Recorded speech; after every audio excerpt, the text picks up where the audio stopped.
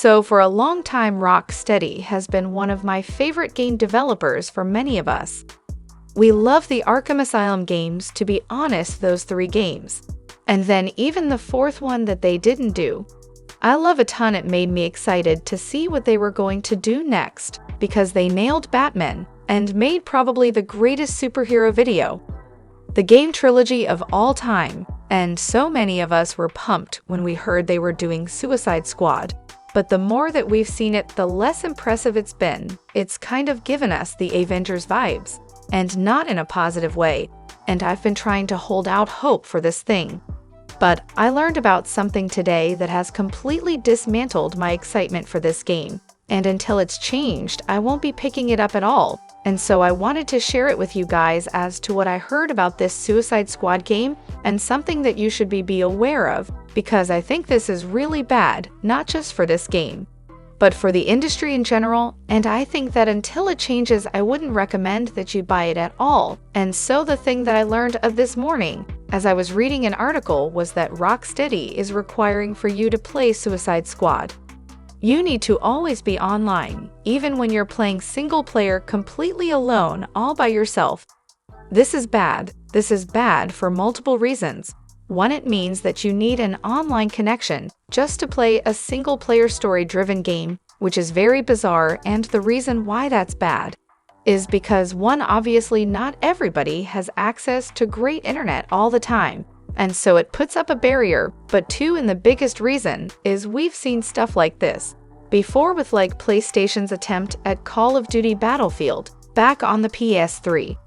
With MAG is that when you have a game that requires only for you to always be online, and eventually the developer moves on from that game and shuts the servers down, you lose access to that game. That if it always is requiring online, it means that for sure, unless they fix this at some point, you will no longer be able to play Suicide Squad. Even if you have a physical copy, that it will just disappear, that this single-player story-driven game will no longer be accessible just due to online. And that is a baffling decision by them. I don't know why they would want to do this. I don't really understand the benefit, other than more control, I guess, and always being able to check in. But I'm just like, this is a terrible idea, and I don't want to purchase a game that I probably won't be able to play in 5 or 10 years from now.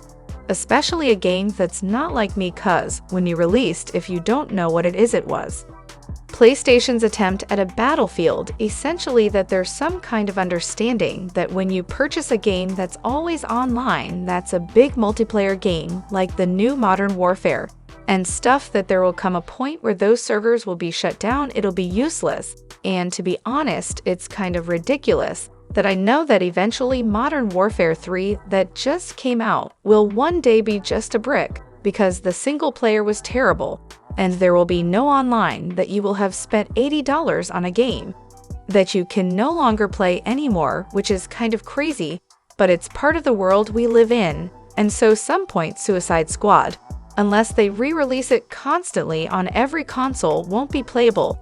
And that's a baffling decision to me. And it's something that the industry has tried to do before, that I think, especially for single-player story-driven games, consumers need to speak up against that. I wouldn't recommend you buy this until they change this.